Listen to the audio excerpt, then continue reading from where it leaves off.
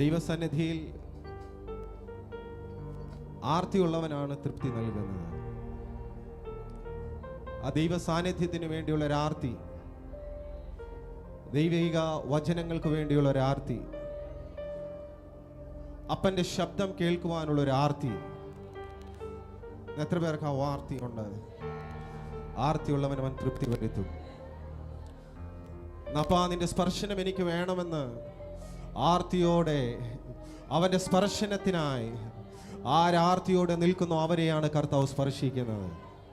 പുതിയ ആത്മതലങ്ങൾ എക്സ്പീരിയൻസ് ചെയ്യുവാൻ,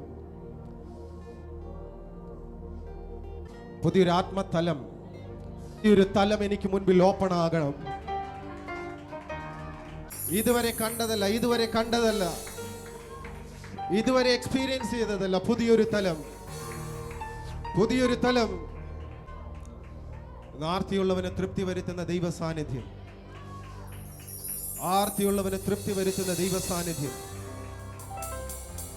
ഇന്ന് പകൽ അത് നിന്നെ സ്പർശിക്കും. ആ ദൈവ സാന്നിധ്യം ഇന്ന് പകൽ നിന്നെ